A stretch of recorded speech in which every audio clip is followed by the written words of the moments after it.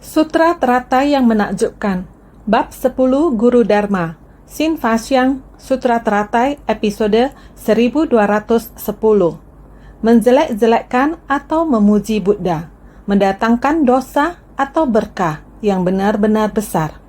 Makhluk awam menyimpan pikiran tidak baik dan memendam niat jahat untuk menjelek-jelekkan Buddha.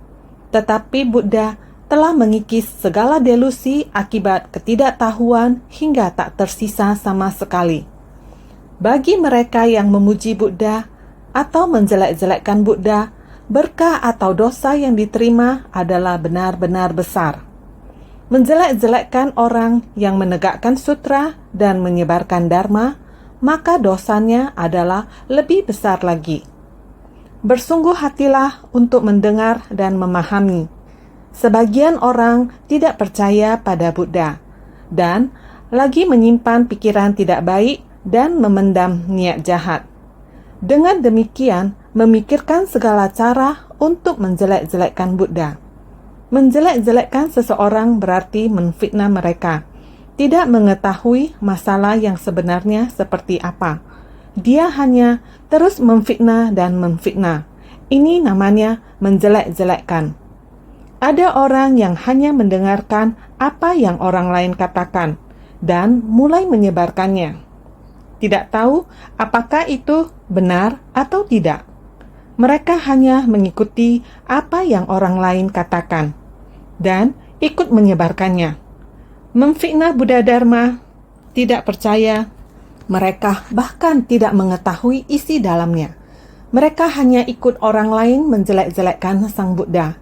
Namun bagi Sang Buddha telah mengikis segala delusi akibat ketidaktahuan. Sang Buddha telah membina diri hingga semua ketidaktahuan dan delusi bagaikan butiran debu pasir di dunia. Sang Buddha sudah mengikisnya hingga bersih. Batinnya sudah murni dan bebas dari noda. Oleh karena itu, sudah sepenuhnya tidak ada pemikiran dari delusi akibat ketidaktahuan. Hal apa di dunia ini yang bisa membuat Sang Buddha merasa rugi? Jadi, Sang Buddha tidak memiliki kerugian. Akan tetapi, bagi mereka yang memuji Buddha atau menjelek-jelekkan Buddha, berkah atau dosa yang diterima adalah benar-benar besar. Bagi Sang Buddha, jika Anda memujinya, dia tidak akan bertambah. Jika Anda menjelek-jelekkan dia, Sang Buddha juga tidak akan berkurang. Pahala kebajikannya telah menyatu dengan alam semesta, tidak berlebih dan tidak berkurang. Begitulah bagi Buddha. Namun, makhluk awam menyimpan pikiran tidak baik, memendam niat jahat, dengan sengaja memfitnah Buddha. Dengan demikian, dosa ini akan sangat berat. Ada juga orang yang percaya pada Buddha, sangat menghargai, menghormati, dan memuji Buddha. Bahkan menerima ajaran Buddha, mempraktekkan dengan tindakan nyata. Dengan demikian, pahala kebajikannya akan sangat besar. Karena itu dikatakan, menjelek-jelekkan orang yang menegakkan sutra dan menyebarkan dharma, maka dosanya adalah lebih besar lagi. Bagi Buddha, Buddha tidak bertambah dan berkurang kebajikannya. Tetapi terhadap orang yang menegakkan sutra, menjelek-jelekkan orang yang menegakkan sutra karena dia baru mulai membangkitkan tekad mendengar dharma, jika kamu menfitnahnya, dia akan merasa sedih. Walaupun tekad pembinaan diri teguh, tetapi mendengar fitnahan orang lain, tekadnya akan mundur. Awalnya sangat teguh, tetapi ketika orang demikian menfitnah, tekad pembinaan diri yang teguh juga akan mundur. Selain itu, karena telah membangkitkan tekad, mendengar, mengajar, dan menyebarkan dharma, lalu menerima fitnahan sedemikian, orang-orang pada awalnya akan segera menerima.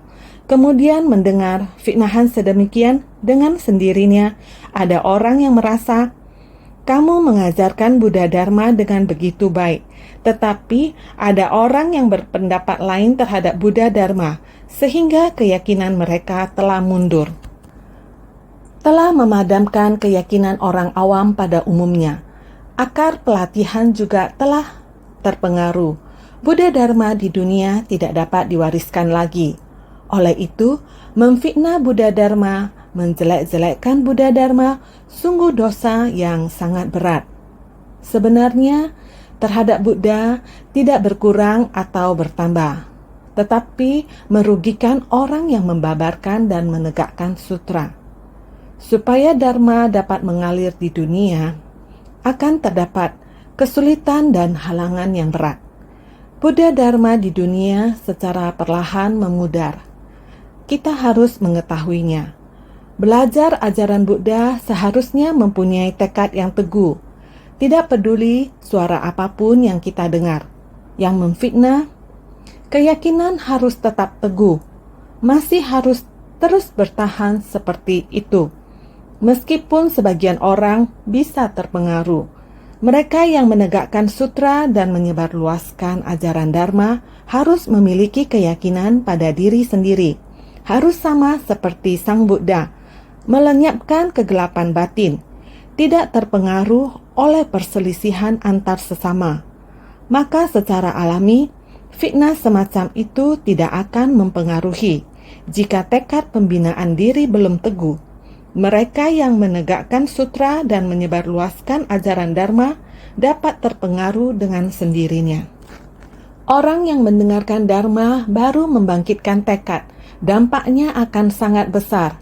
Jadi belajar ajaran Buddha harus bisa bertahan. Ini seperti saat ini banyak orang yang sedang mendengarkan sutra. Kali ini saat perjalanan keluar, mendengarkan sangat banyak yang mengatakan sangat bersyukur. Master membabarkan Dharma seperti ini. Setelah kami mendengarkannya, hati kami menjadi sangat teguh. Kami dapat mengurangi banyak kerisauan di dalam hati, memahami lebih banyak permasalahan lagi. Sangat bersyukur. Mendengarkan Dharma Buddha dengan tidak mendengarkan Dharma Buddha, kondisi batinnya berbeda. Saya dengan sukacita bertanya, apakah benar mendengarkannya setiap hari?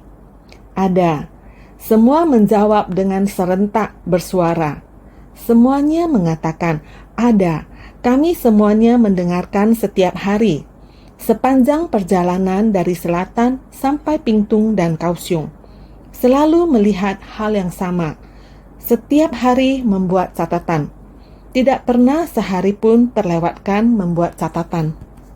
Merasakan tekad yang teguh, bagaimana memfitnah ataupun menghujat, tidak memahami prinsip kebenaran, tidak memahami yang nyata dengan yang semu, hanya meniru apa yang orang lain katakan. Orang-orang seperti ini tidak mengerti akan Buddha Dharma, sehingga memfitnah, baik yang disengaja ataupun yang tidak mengerti. Ini tidak akan berpengaruh terhadap orang yang memiliki tekad yang teguh. Tetapi bagi orang yang tidak teguh atau yang baru membangkitkan tekad, tentu saja berpengaruh. Apabila ini terus berlanjut, akan merugikan Buddha Dharma. Tekad pembinaan diri teguh adalah tidak bertambah dan tidak berkurang. Tekad pembinaan diri teguh, inilah cara kita menyebarkan Buddha Dharma. Dengan menggunakan sebersih niat pikiran, dengan tekad pembinaan diri yang teguh, melihat yang memiliki tekad pembinaan diri yang teguh memberi manfaat kepada orang banyak, maka tidak membedakan dekat ataupun jauh. Beberapa hari yang lalu, harusnya di bulan Juni tahun 2016, insan suci di Filipina, mereka pergi ke Pulau Bohol untuk melakukan baksos kesehatan. Tahun 2013 di Pulau Bohol, 1 minggu sebelum Taifun Haiyan, juga terjadi gempa bumi. Adalah gempa bumi besar yang menghancurkan seluruh Pulau Bohol, hampir semuanya hancur. Bahkan gereja pun sudah rata. Insan suci di Filipina, setelah jalan dapat dilalui, pesawat terbang bisa masuk, mereka pun datang ke sana. Kurang lebih 10 hari setelah bencana terjadi, mereka pun datang ke sana. Melihat sebidang tanah itu, melihat penduduk di sana. Kesedihan itu sangat menyakitkan. Insan suci Filipina, mereka sangat tidak tega. mulai memberikan bantuan bencana. Tetapi baru saja mulai di kota Tacloban, topan Haiyan sudah menghancurkan seluruh kota Tacloban. Maka awalnya hendak sepenuh hati dan tenaga memasuki Pulau Bohol. Orang-orang yang dikirim terlebih dulu melihat seperti ini dan melaporkan kembali. Tetapi topan Haiyan kembali terjadi. Kekuatan dari sangat banyak orang terkonsentrasi di kota Tacloban lagi, membuka bantuan bencana di Tacloban. Begitu pula dengan kekuatan insan suci di seluruh dunia juga pergi ke tempat itu. Provinsi Leyte, yaitu kota Tacloban. Maka kekuatan ini bergegas ke sana, yang memberi perhatian kepada orang Pulau Bohol juga sedang memberi perhatian. Mereka fokus memimpin sekelompok kecil orang terus berada di Pulau Bohol. Demikian pula rumah sederhana dan ruang kelas kita. Sebagian juga dibagikan ke sana, tetapi kekuatannya agak lemah. Kekuatan yang kuat yaitu di Provinsi Leyte, Tacloban, sana dengan kota Ormoc. Karena tempatnya besar, kotanya besar, dan penduduknya banyak, kondisi kehancuran di sana juga sama. Di sisi Tacloban dan Ormoc, semuanya ini merupakan bencana angin topan. Oleh karena itu, sangat mendesak. Di Pulau Bohol lebih kecil, penduduknya lebih sedikit. Jadi gempa seperti ini, rumah runtuh. Di tempat ini juga merupakan bencana besar. Tapi karena orangnya sedikit, sehingga lebih sedikit daya yang disalurkan ke tempat itu. Akan tetapi mereka sangat lama dan padat. Pergi dari Manila ke Pulau Bohol. Naik pesawat masih harus melalui perjalanan yang sangat panjang dengan mobil. Jadi boleh dikatakan sangat susah. Mereka belum berhenti sampai sekarang mengetahui adanya banyak bencana di tempat itu. Transportasi tidak lancar, mulai hendak mengadakan baksos kesehatan. Tahun ini kembali mengadakan baksos kesehatan berskala besar. Ada orang yang di daerah pedesaan, tim medis baksos kita telah tiba. Dengan banyak peralatan medis sampai di sana. Di tempat ini meminjam pusat kebudayaan di dalam kota mulai menyelenggarakan. Namun saat melakukan persiapan, tiba-tiba menemukan di belakang pusat kebudayaan ada sekelompok orang sudah berada di sana, menyiapkan tempat tidur di lantai dan tidur di sana. Setelah ditanya dengan jelas, ternyata rombongan ini adalah dari pegunungan dan pedesaan yang jauhnya hampir beberapa ratus kilometer. Semua orang saling bergandengan tangan dan saling mengajak menyewa mobil bersama-sama. Dari gunung jalan kaki turun sampai ke desa, bersama-sama menyewa mobil untuk pergi ke tempat itu. Sungguh sangat susah melakukan perjalanan beberapa jam, termasuk berjalan kaki, juga harus bermalam. Ada orang yang matanya tidak bisa melihat. Ada orang yang sakit, ada berbagai macam penyakit. Jadi sampai ke tempat itu dan menunggu di sana. Dokter telah datang. Insan suci sudah sampai. Sungguh tidak tega. Mengapa begitu banyak orang? Mengapa begitu banyak yang matanya tidak bisa melihat lagi? Setelah pemeriksaan, ternyata disebabkan oleh katarak. Sangat sederhana. Pada umumnya seperti di Taiwan, sangat sederhana, langsung bisa dioperasi di tempat itu. Tidak ada dokter, tidak ada uang, sehingga tertunda sampai sama sekali tidak bisa melihat. Saat ini, tim bakti sosial kesehatan Manila sudah tiba. Benar-benar adalah sekelompok orang yang sangat banyak. Beberapa ratus orang sudah tertolong. Sekelompok besar orang ini dengan kokoh hendak menapaki jalan bodhisatwa, adalah bodhisatwa dari organisasi Ceci. Sepanjang tahun tidak terpengaruh baik oleh pujian. Mereka tetap dengan hati bersahaja tanpa kemelekatan, ataupun ada orang yang memfitnah, hati mereka juga tidak tergoyahkan. Yang dipahami mereka, orang yang susah butuh sumbangan tenaga mereka. Setiap kali bersumbangsi, Orang yang terbantu sangat banyak. Melandaskan pada niat hati demikian, batin mereka takkan pernah terpengaruh oleh pujian atau fitnahan atau kekuatan apapun yang mencoba mempengaruhi hati mereka. Tidak ada sepanjang tahun di tempat yang sangat jauh. Apakah dengan naik pesawat terbang, naik kapal, naik mobil, sangatlah susah. Jalan pencerahan yang besar dan lurus ini bagi mereka. Sedikit pun tidak akan terpengaruh. Inilah yang disebut jalan bodhisattva. Mereka yang memfitnah memiliki niat untuk memfitnah. Namun orang yang sedang di jalan pelatihan, dia tidak ada mendapatkan ataupun kehilangan. Tetap menapaki jalan bodhisattva seperti biasanya.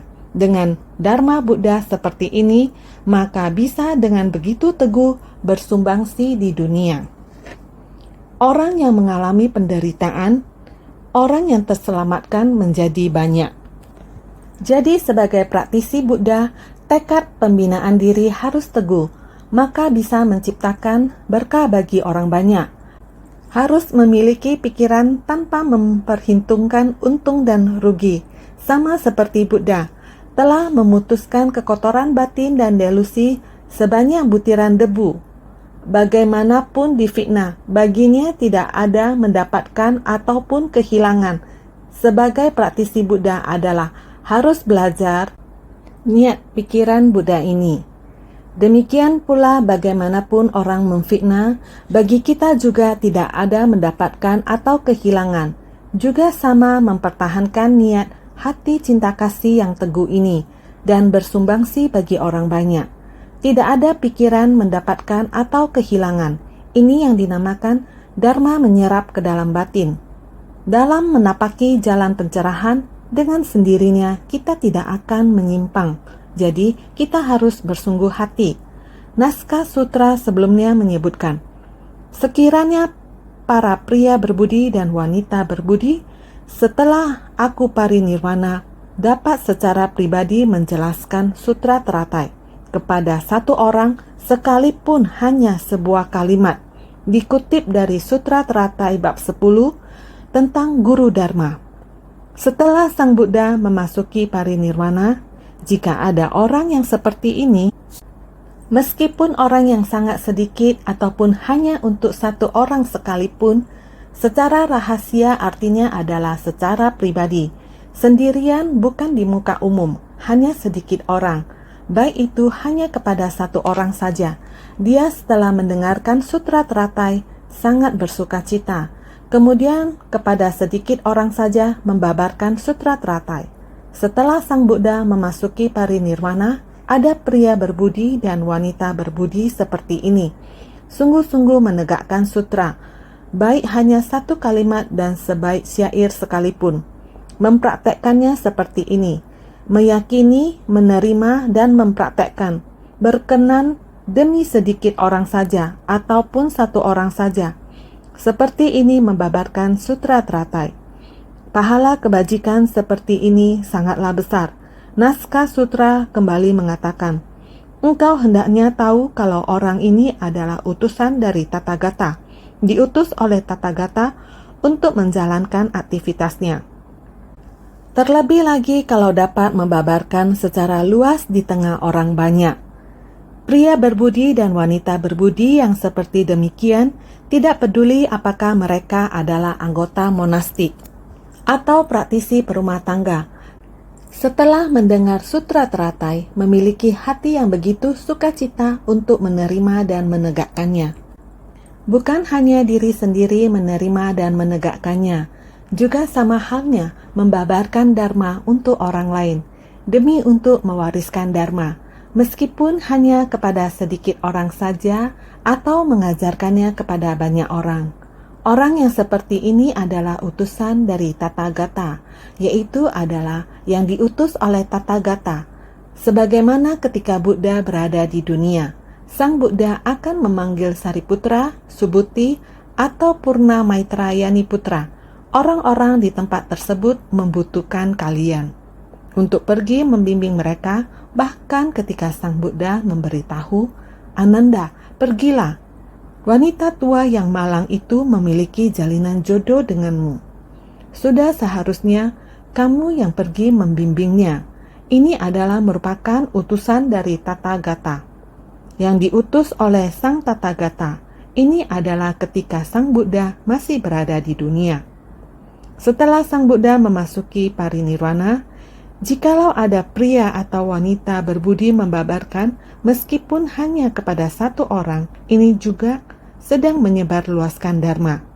Juga merupakan utusan dari Tathagata, juga merupakan orang yang diutus. Prinsip kebenaran yang sama karena mereka adalah menjalankan aktivitas Tathagata.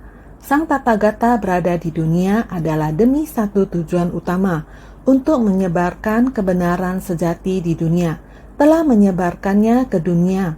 Setelah Sang Buddha memasuki parinirwana, yang di dunia tanpa henti menyebarkan ajaran dari Buddha, ini adalah menjalankan aktivitas Tathagata, adalah utusan Tathagata, juga adalah yang diutus oleh Sang Tathagata. Kita adalah orang yang menjalankan aktivitas Tathagata, yang memikul urusan keluarga Tathagata, yang mengerjakan pekerjaan Tathagata. Dengan kendaraan dharma nyata datang ke dunia disebut Tathagata. Jadi terlebih lagi kalau dapat membabarkan secara luas di tengah orang banyak. Hanya membabarkan untuk satu orang, membabarkan kepada sedikit orang, ini sudah merupakan orang yang menjalankan aktivitas Tathagata. Apalagi membabarkan dan mewariskan dharma di aula besar untuk orang banyak. Ini jelas adalah utusan dari Tathagata. Yang diutus oleh Sang Tathagata adalah dengan praktik dharma demikian datang ke dunia, yaitu adalah utusan Sang Tathagata. Naskah sutra berikutnya kembali mengatakan, baik saja Raja, sekiranya ada seorang jahat dengan pikiran tidak baik, selama satu kalpa berada di hadapan Buddha senantiasa menghujat Buddha, dosanya masih ringan. Dikutip dari Sutra Teratai bab 10 Guru Dharma.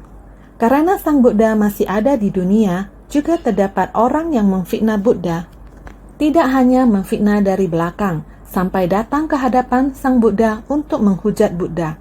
Juga ada yang seperti ini. Saat Sang Buddha ada di dunia, orang yang ingin menghalangi Buddha, ingin menghancurkan Dharma, ingin menghujat, ingin menghilangkan nyawa Sang Buddha. Orang-orang seperti ini juga ada. Seperti murid Sang Buddha sendiri, Devadatta. Dia juga demikian, apalagi saat Sang Buddha ada di dunia. Aliran non-Buddhis sangat berkembang pesat, memiliki pengaruh yang sangat besar, menghancurkan Buddha Dharma karena Buddha Dharma di sana baru saja memulai. Sang Buddha mulanya adalah seorang pangeran yang melatih diri dan memperoleh pencerahan dan menggunakan kebijaksanaannya mempengaruhi. Dengan demikian, orang yang percaya pada Buddha, orang yang menghormati Buddha dengan sendirinya sangat banyak. Ini merupakan ancaman yang sangat besar bagi keyakinan lainnya, sehingga mendapat fitnahan. Menerima upaya penghancuran, mendapat tekanan, berbagai macam cara, saat Buddha masih ada di dunia ini sudah banyak sekali, menemui sangat banyak kesulitan-kesulitan seperti ini. Maka dalam naskah sutra ini, Sang Buddha mengatakan, baik saja Raja, sekiranya ada seorang jahat dengan pikiran tidak baik selama satu kalpa adalah waktu yang lama. Selama waktu yang lama ini, Sang Buddha ada di dunia atau setelah parinirwana. Dia senantiasa menghujat Buddha, dosanya masih ringan. Tadi telah dikatakan terhadap diri Sang Buddha sendiri tidak terluka, tidak ada kerugian, karena Sang Buddha sendiri sangat jelas terhadap prinsip-prinsip. Perkataan yang memfitnah tidak ada pengaruh kepada Sang Buddha, jadi tidak apa-apa bagi Sang Buddha. Tidak ada orang yang tidak dimaafkan oleh Sang Buddha. Sang Buddha pasti memaafkan semua makhluk. Dari kehidupan ke kehidupan datang ke dunia yang hendak dibimbing dan diselamatkan adalah yang baik dan jahat. Para makhluk yang baik membuat dia agar dapat memahami prinsip kebenaran. Para makhluk yang jahat membuat dia dapat terlepas dari menciptakan karma buruk. Tidak mengalami penderitaan dari 3 alam kelahiran rendah. Inilah tujuan Sang Buddha datang ke dunia. Oleh karena itu, ketika orang jahat memarahi Buddha, itu bagaikan melemparkan debu melawan angin. Tidak akan tersebar ke arah Buddha, seperti mengambil pasir untuk disebarkan ke Sang Buddha. Namun, jika dia melawan angin, bagaimana mungkin tubuh Sang Buddha bisa terkena debu pasir? Tidak bisa, karena Buddha tidak terpengaruh oleh berbagai macam pengaruh dari dunia. Sehingga Sang Buddha pasti memaafkan semua makhluk hidup, sehingga dosanya masih ringan. Karena Sang Buddha tidak membenci, tidak akan marah, dan tidak akan membantahnya, masih saja selamanya memaafkan. Dengan mundur selangkah, dunia akan terasa luas, tak terhingga. Inilah yang harus kita pelajari. Orang yang menghujat Buddha dirinya sendiri yang mendapatkan atau kehilangan, karena Buddha telah mengikis delusi hingga tuntas, tidak tergoyahkan lagi oleh hujatan. Buddha tidak menderita kerugian. Memuji Buddha atau menjelek-jelekkan Buddha, berkah atau dosanya adalah benar-benar besar. Maksudnya, kerugian atau manfaat pada satu pihak yang berbuat, makanya dikatakan ringan. Memberi pujian pada orang yang menegakkan sutra hanyalah memberi manfaat pada diri sendiri, tidak memberi manfaat pada Buddha. Begitu pula dengan menghujat, hanyalah memberi kerugian pada diri sendiri. Menghujat atau memuji orang yang menegakkan sutra, dosa atau berkahnya adalah lebih besar lagi. Orang yang menghujat Buddha adalah dirinya sendiri yang mendapatkan atau kehilangan.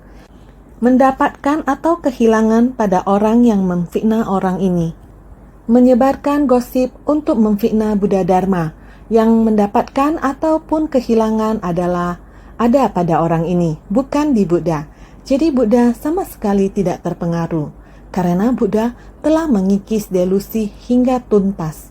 Buddha tidak ada kerisauan apapun karena mendapatkan ataupun kehilangan. Jadi menghujat, tapi Buddha tidak tergoyahkan.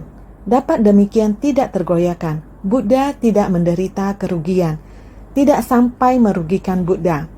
Jadi memuji Buddha atau menjelek-jelekkan Buddha, berkah atau dosanya adalah benar-benar besar.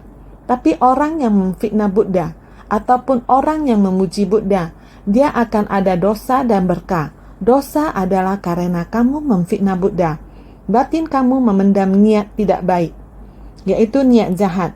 Niat jahat hendak menghancurkan dan melenyapkan prinsip kebenaran. Jika kamu menghancurkan dan melenyapkan prinsip kebenaran, dunia tidak ada lagi prinsip kebenaran. Dunia akan kacau, jadi dosanya akan sangat berat. Jika memuji Buddha, tentu saja agar semua orang dapat mendengarkan Dharma Buddha. Buddha adalah orang yang maha tersadarkan, orang yang maha welas asih. Mulai memahami dan meyakini Buddha akan bisa meningkatkan berkah, meningkatkan kebijaksanaan. Semua orang bersedia mendengarkan Dharma Buddha, memahami prinsip kebenaran, otomatis di dunia ini akan harmonis, benar-benar sangat harmonis. Ini adalah di dunia harmonis. Ini adalah menghujat dan merugikan. Ataupun orang yang memuji Buddha di sini, mereka akan mendapatkan dosa atau berkah yang sangat berat. Mau memuji ataupun menghujat dan merugikan, ini adalah memberi manfaat ataupun mengalami kerugian. Hati yang bajik memuji Buddha, hati yang jahat menghujat Buddha. Hati yang bajik mendapatkan berkah. Hati yang jahat itu adalah dosa yang berat. Jadi dapat dikatakan dari sisi Buddha, itu adalah ringan, tapi bagi semua makhluk adalah berat. Dosa dan berkah ini sangat berat. Memberi pujian pada orang yang menegakkan sutra, memuji mereka yang menegakkan sutra ini adalah hanyalah memberi manfaat pada diri sendiri. Bukan Anda dengan memuji Buddha akan meningkatkan berkah Buddha. Tidak ada. Sang Buddha adalah memperoleh berkah melalui pelatihan dirinya sendiri. Bukan Anda memuji Buddha, Buddha baru bisa mendapatkan berkah. Bukan. Berkah adalah diperoleh dari pembinaan diri sendiri.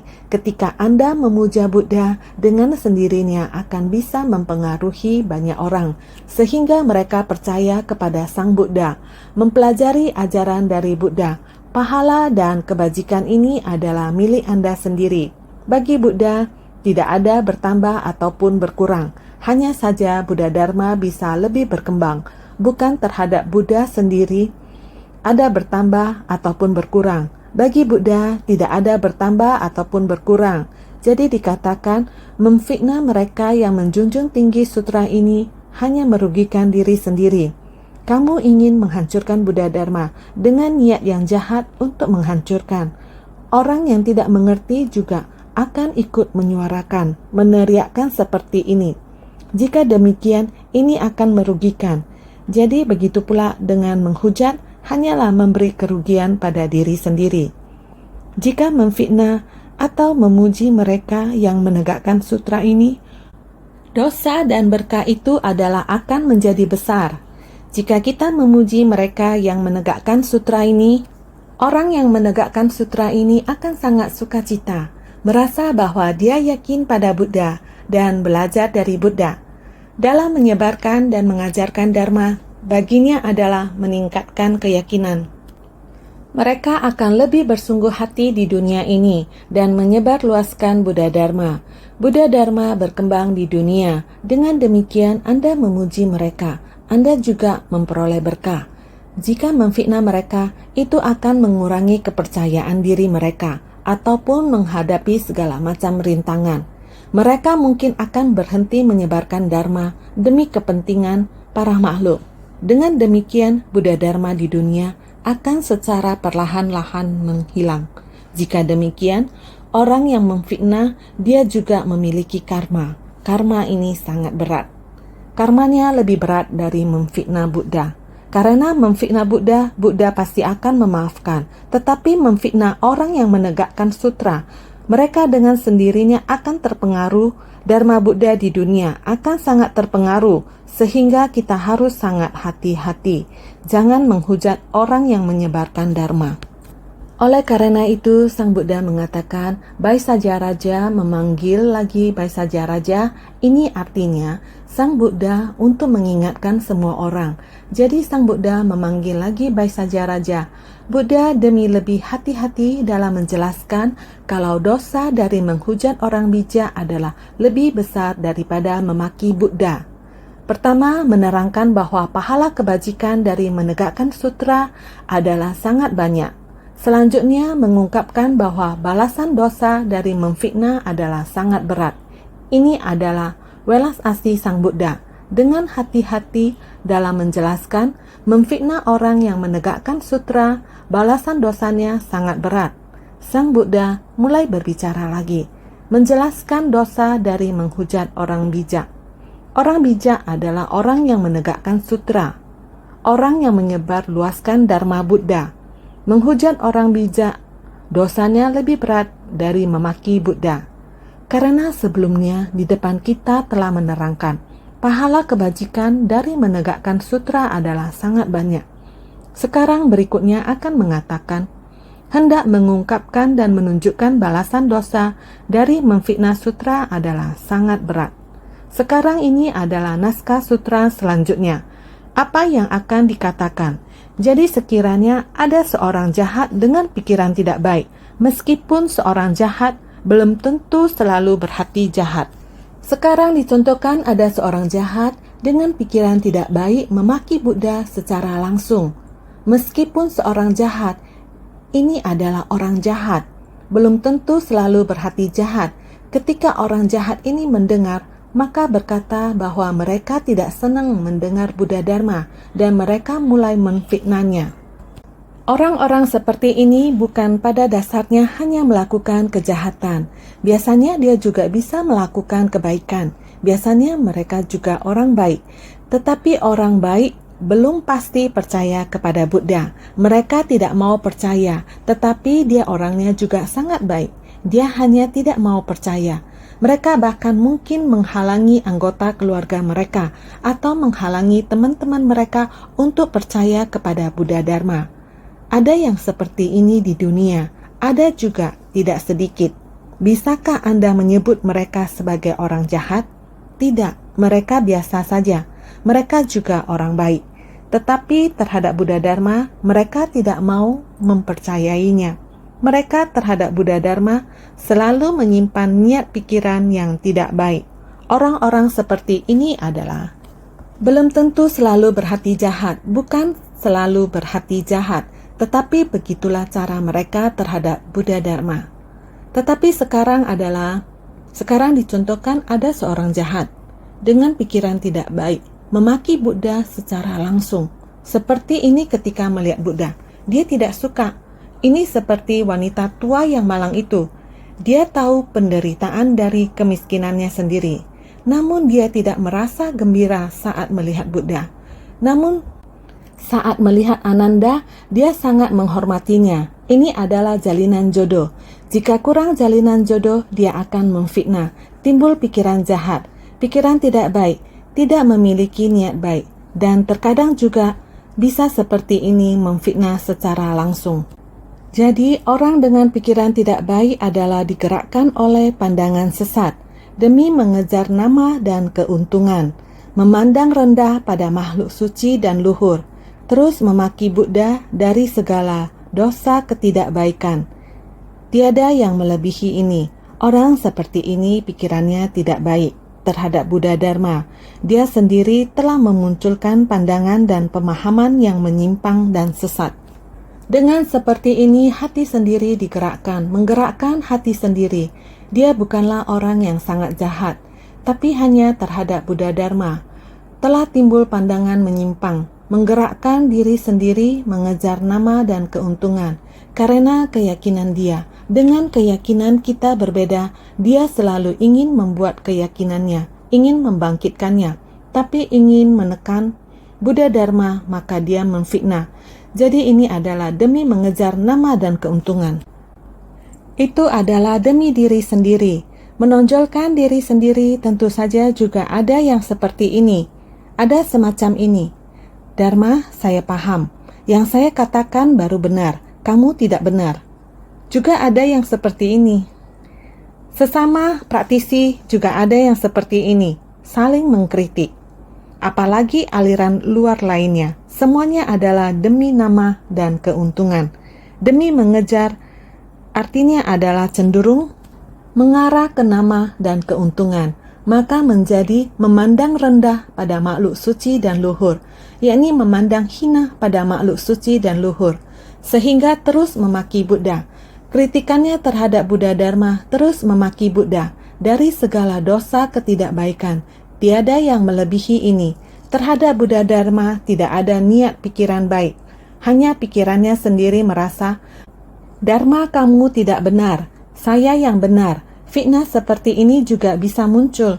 Ada orang yang agamanya berbeda, ada orang yang tidak percaya apapun, ada orang yang sama jalan pelatihannya sama, tapi hanya memihak pada diri sendiri. Tentu saja menjelek-jelekkan orang lain, berbagai macam perilaku ini juga ada. Kita harus sangat bersungguh hati. Jangan sampai hati menjadi menyimpang. Oleh karena itu, selama satu kalpa berada di hadapan Buddha, melewati kalpa yang panjang, dan selama banyak masa kehidupan hingga sekarang, pada masa Buddha berada di dunia, secara langsung di hadapan Buddha. Satu kalpa menandakan waktu yang lama. Demikian seringkali di hadapan Buddha, ini adalah melewati kalpa yang sangat panjang ini. Selama banyak masa kehidupan, terus-menerus seperti demikian. Selalu menghujat Buddha Dharma, memfitnah Buddha Dharma. Bahkan ketika Buddha ada di dunia, dia memfitnah secara langsung. Setelah Buddha memasuki kemoksahan juga demikian. Memfitnah tetap sama, apakah itu adalah masa lampau? Masa lampau pada zaman Buddha, dia juga memfitnah. Ketika Buddha muncul di dunia, dia juga memfitnah. Apalagi setelah Buddha memasuki kemoksahan, juga sama saja bisa menjelek-jelekkan semacam ini. Senantiasa menghujat Buddha, dosanya masih ringan. Selama jangka waktu panjang menyimpan pikiran jahat pada masa Buddha berada di dunia secara langsung, memaki Buddha, dosa tentu saja tidak ringan, tetapi dikatakan masih ringan. guna menunjukkan kalau balasan dosa untuk memfitnah orang yang menegakkan sutra adalah sangat berat. Sang Buddha adalah sangat berlapang dada. Di dalam Sutra Teratai, Sang Buddha masih memberikan peramalan kepada Dewadatta. Ini menunjukkan bahwa sebagaimana Buddha dianiaya, bagaimana dihujat, bagi Buddha dia tidak terpengaruh, sehingga dikatakan dosanya masih ringan. Selama jangka waktu panjang menyimpan pikiran jahat, pada masa Buddha berada di dunia, secara langsung memaki Buddha, dosa tentu saja tidak ringan. Sebenarnya dosa tidaklah ringan, tetapi terhadap Buddha dia tidak memperdulikan, tidak bertambah ataupun berkurang. Sehingga dikatakan dosanya masih ringan, tetapi tidak ringan, sejujurnya tidaklah ringan. Karena memfitnah Buddha dan Dharma, berarti telah menghancurkan ajaran Buddha di dunia. Akan mengacaukan dunia, ini tidaklah ringan, dosa ini sangat berat. Makanya dikatakan masih ringan, yang tetap menghujat orang yang menegakkan Dharma, balasan dosa sangatlah berat. Bagi Buddha sangat ringan, menyebar luaskan Dharma, orang yang menegakkan Dharma itu sangatlah berat. Karena terhadap manusia awam di dunia, merugikan, melukai sangatlah berat, sehingga dosanya tidaklah ringan. Tetapi bagi Buddha, Buddha masih bisa memaafkannya. Tetapi terhadap orang yang menegakkan sutra akan kehilangan batin pelatihan. Dosanya masih ringan karena Buddha telah mengikis delusi hingga tuntas. Musuh dan kerabat sama rata. Kejahatan tidak mampu mendekat dan menyinggungnya. Bagaimana mungkin menghalanginya? Dikarenakan tiada kerugian dan manfaat bagi Buddha, maka dikatakan masih ringan. Karena Buddha telah mengikis delusi hingga tuntas. Musuh dan kerabat sama rata, tiada musuh dan tidak ada kerabat. Singkat kata, semua orang di dunia adalah sama, satu keluarga, sehingga Buddha tidak perhitungan terhadapnya. Kejahatan tidak mampu mendekat dan menyinggungnya. Kejahatan tidak bisa mendekati Buddha. Bagaimana mungkin menghalanginya? Tidak bisa menghalangi Buddha. Bagi Buddha tidak ada ruginya. Memuji Buddha, bagi Buddha tidak ada keuntungan apapun. Tetapi bagi orang yang menghujat, dosanya sangatlah berat. Orang yang memuji ajaran Buddha benar-benar memiliki pahala kebajikan tiada batas. Ini disampaikan kepada manusia awam. Singkat kata, Dharma ada di dunia. Berharap di dunia senantiasa memiliki ajaran Buddha. Prinsip kebenaran ada di dunia. Dunia selamanya mematuhi peraturan dan mengikuti tata tertib. Mensucikan batin manusia. Masyarakat damai dan sejahtera. Maka dunia bebas dari bencana. Inilah mempelajari ajaran Buddha. Kita seharusnya bersungguh hati. Jangan menyimpan pikiran tidak baik dan niat jahat. Demikian memfitnah ajaran Buddha. Memfitnah ajaran Buddha mempengaruhi orang yang mempelajari ajaran Buddha. Orang yang berikrar ajaran Buddha tidak bisa terus berada di dunia. Karma dari dosa ini sangatlah berat. Sehingga semua orang harus senantiasa lebih bersungguh hati.